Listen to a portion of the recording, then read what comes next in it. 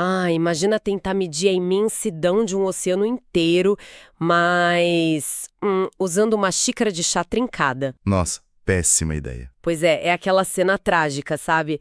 A gente pega um pouco de água salgada, ela imediatamente começa a vazar pelas rachaduras e, olhando para aquelas poucas gotas sujas no fundo da porcelana, a conclusão humana é tipo, nossa, esse oceano nem é tão impressionante assim. É que o instrumento de medição está totalmente comprometido desde a origem, né? A escala é patética por tamanho da tarefa e a gente acaba julgando a vastidão das águas pela nossa própria limitação. Exatamente. E é com essa imagem bem clara em mente que eu dou as boas-vindas a quem nos escuta para mais um mergulho profundo nas nossas fontes. Eu estou muito animada para a discussão de hoje. Eu também estou bem focado nesse tema porque o material que a gente tem em mãos hoje é denso. Sim. Nossas fontes vão desde as análises teológicas profundas de Hélio Carnassale até as reflexões pastorais bem contundentes do pastor Dudu Batista. E o nosso objetivo hoje é, na verdade, encarar uma das declarações mais repetidas e, ironicamente, mais esvaziadas da fé cristã, né? Aquele texto de 1 João. Isso, 1 João capítulo 4, que diz Deus é amor. O diagnóstico inicial das nossas fontes é que a humanidade pegou esse péssimo hábito de usar o afeto humano como régua para o caráter divino. A gente pega um sentimento que é, assim, falho, condicional, que oscila conforme a biologia ou as circunstâncias do nosso dia e tenta forçar o Criador do universo para dentro dessa caixinha estreita. Exato. E o que o Hélio Carnassale faz aqui é uma distinção ontológica que altera toda a nossa percepção. Olha só, o apóstolo João não escreve que Deus tem amor, ou que ele, está num estado amoroso temporário. A declaração é que Deus é amor, certo? Isso. A essência fundacional de tudo que ele representa é o próprio amor. Então, enquanto o nosso afeto esbarra no egoísmo, na conveniência, a natureza divina é santa, é pura. O amor deixa de ser uma ideia abstrata e passa a ser a própria argamassa da realidade. Uau! O que obriga a gente a reavaliar nossa própria origem, né? Porque se a essência divina é um amor tão vasto que despedaça a nossa xícara trincada, como os textos originais descrevem a mecânica disso na prática? Bom, as fontes conectam 1 João 4 com Gênesis 1, versículo 27. Ah, sim, sobre a criação. Isso. A criação não foi um acidente, foi um transbordamento dessa essência. O amor procede dessa fonte inesgotável. A humanidade foi forjada à imagem do Criador especificamente com o, digamos, hardware espiritual necessário para amar e ser amada. Nós fomos projetados como espelhos para refletir essa glória. Perfeito. E as análises destrincham o caráter desse amor em 3 eixos, tá? Ele é inerentemente perfeito, soberano e, crucialmente para nós aqui, ele é relacional, exige comunhão. E para entender a gravidade desse relacionamento, a gente precisa olhar para a tecnologia da linguagem bíblica original, sabe? Há uma densidade no vocabulário antigo que as traduções modernas quase nunca conseguem capturar. É verdade. O termo hebraico hesed, por exemplo, ele é muito explorado nesse contexto das fontes e ele muda totalmente a gravidade da conversa. A gente não está falando de um romance de cinema. Longe disso. A palavra hesed carrega o peso de uma aliança inquebrável. No Antigo Oriente Médio, uma aliança não era tipo um contrato de aluguel que você cancela com uma multa, sabe? Era um pacto de sangue. Um pacto de sangue. Uma promessa de lealdade mútua que transcendia gerações. Então, quando a Escritura aplica hesed a Deus, está descrevendo uma lealdade feroz, uma bondade constante e uma ternura protetora, que não recua quando a outra parte falha. Nossa, isso é muito forte. E os títulos divinos reforçam essa soberania amável, né? O termo Adonai revela o Senhor que governa sobre todo o cosmos, mas que decide, por pura graça, entrar nessa aliança íntima com a humanidade. E também tem o título Yahweh, Irê, o Senhor que provê, que ficou eternizado lá no monte com Abraão. Mas olha, tem um elefante na sala que a gente precisa confrontar agora. Vamos lá. Se a definição operacional do amor de Deus é esse hesed, uma proteção constante, uma provisão garantida, por que o sentimento de desamparo é tão universal? Boa pergunta. Porque, quando chega um diagnóstico letal para alguém, ou quando a conta bancária zera e a fome bate a porta, a percepção imediata, na real, não é de uma aliança inquebrável, é de um silêncio aterrorizante. Sim, eu entendo perfeitamente esse ponto. Mas a sensação de orfandade espiritual raramente ocorre por uma falha na provisão de Yahweh. Não. E ocorre por quê, então? Ocorre porque a mente humana substituiu a definição original do que a providência divina deveria entregar, entende? O escopo da redenção foi drasticamente reduzido. E é aqui que a reflexão do profeta Dudu Batista, lá das nossas fontes, expõe a fratura mais perigosa do nosso tempo. Que é a transformação do divino num mero despachante de luxos terrenos. Exatamente isso. Essa constatação atinge um nervo exposto, porque na prática a gente condiciona a comprovação do amor de Deus ao nosso sucesso imediato. Criou-se meio que uma teologia utilitarista, né? Sim, onde a cruz de Cristo é rebaixada a um amuleto. Isso. Um instrumento para garantir aprovação num concurso público, a compra de uma casa nova ou imunidade contra problemas financeiros. Só que a dura realidade que as fontes apresentam é que a crucificação não aconteceu para pagar o aluguel de ninguém. Isso dói de ouvir, mas é real. É duro, mas é a verdade bíblica. O utilitarismo espiritual pega o sacrifício supremo do universo e tenta transformá-lo numa moeda de troca para o nosso conforto biológico ou social. O que nos leva a entender por que o cérebro humano faz isso, sabe?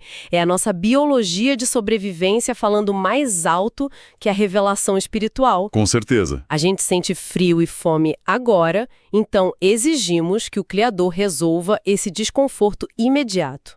É como um indivíduo que recebe o perdão absoluto de uma dívida multibilionária que ia mandar ele para prisão perpétua com trabalhos forçados. E aí, na saída do tribunal? Isso, na saída do tribunal ele reclama amargamente porque o juiz não pagou o cafezinho para ele. Sensacional essa imagem. A gente acaba confundindo uma redenção de proporções eternas com band-aids para curativos temporários da vida. Essa analogia do tribunal é muito precisa porque ela revela a nossa cegueira para o verdadeiro estado de falência em que a gente se encontrava.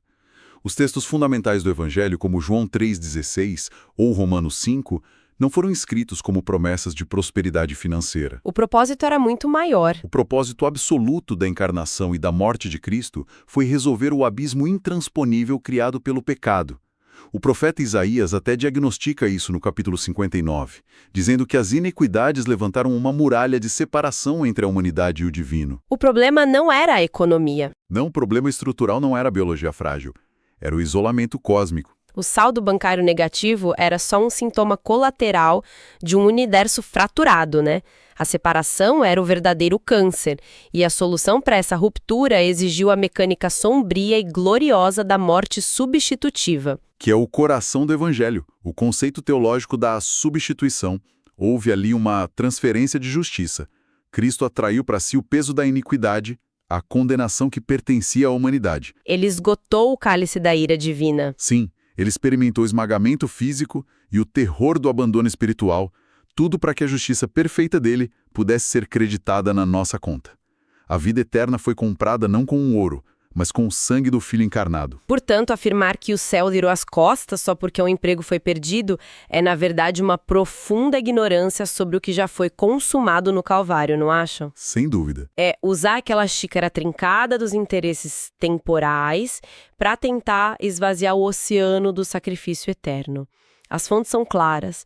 Nós habitamos um lapso de tempo estritamente transitório, ainda infectado por dores da queda.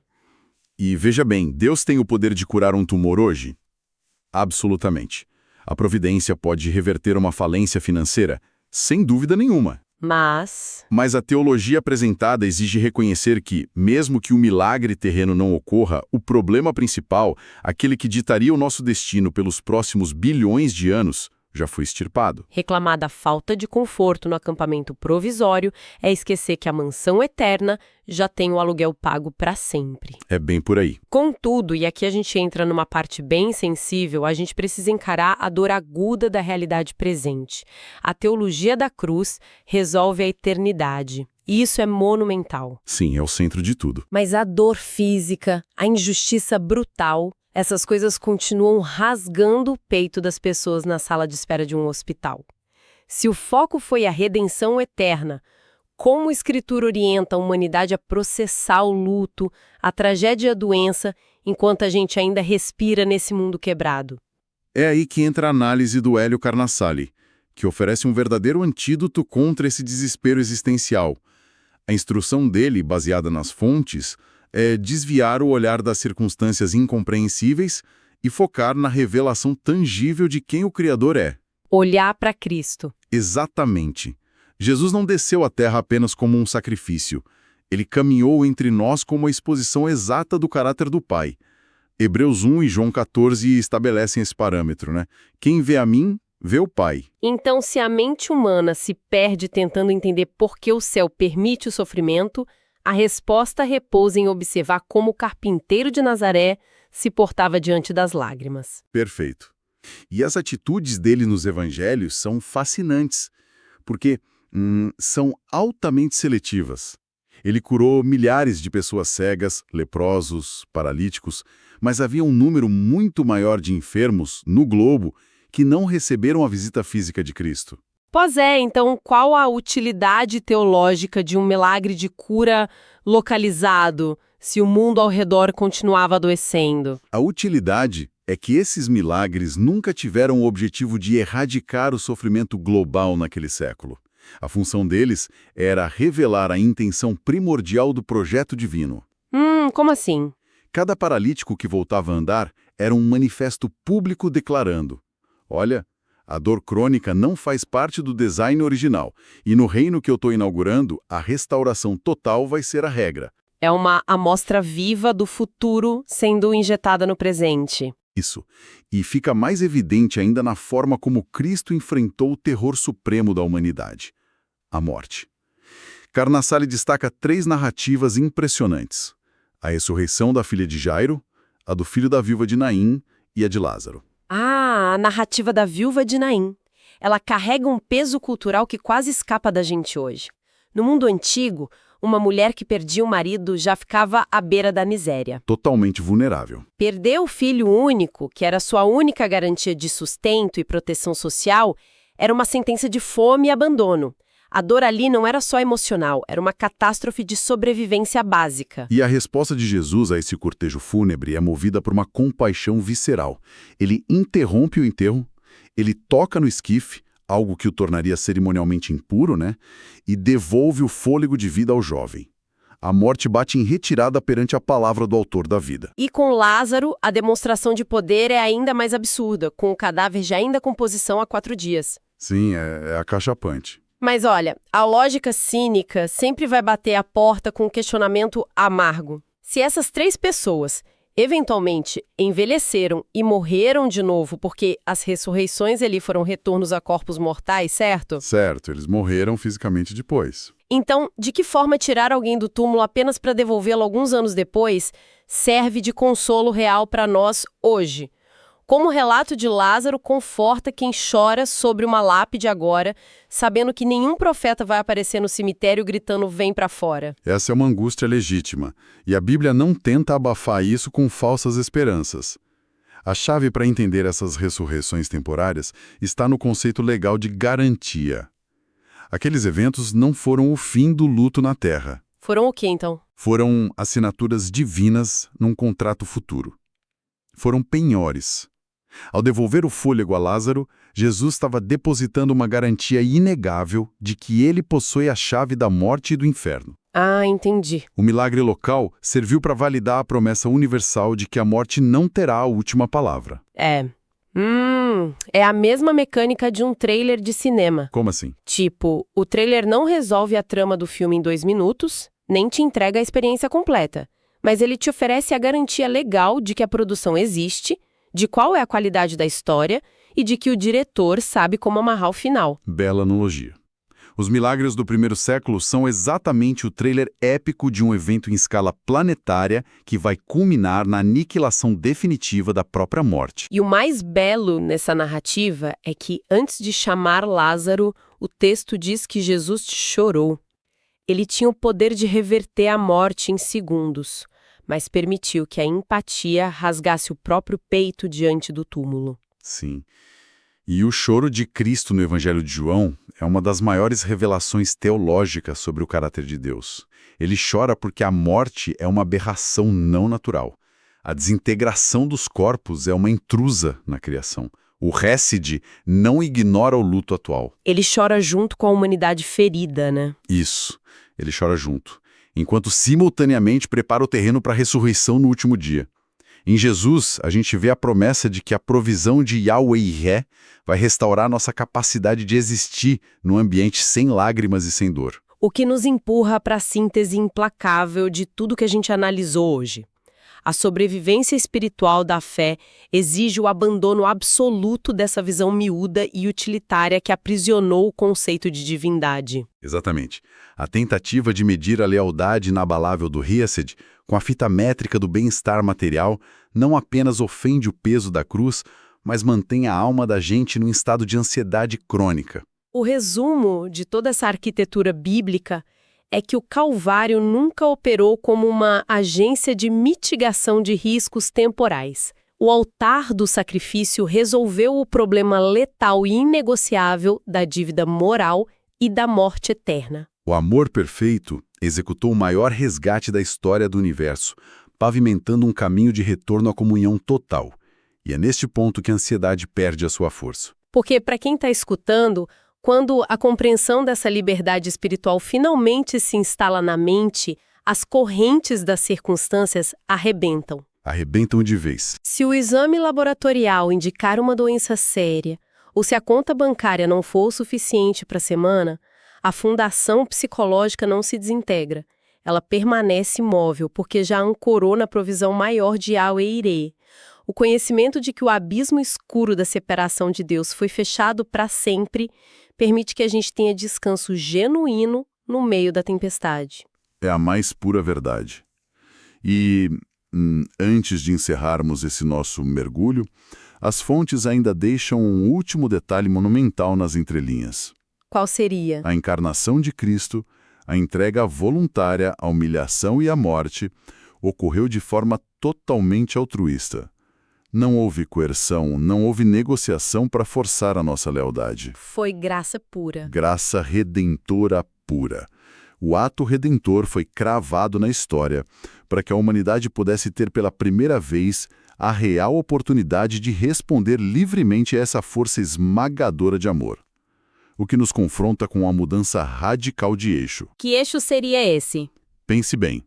Se a gente parasse de consumir os nossos dias com o esgotamento de tentar manipular a providência divina para resolver as dificuldades de uma jornada que é passageira, como seria nossa existência amanhã se decidíssemos viver inteira e exclusivamente numa resposta de liberdade ao amor que já nos entregou absolutamente tudo que o infinito podia oferecer? Fica o peso brutal e libertador dessa reflexão para a nossa audiência. Jogue fora a xícara trincada das métricas utilitaristas, descanse no sacrifício consumado e a gente se encontra na próxima exploração profunda das nossas fontes.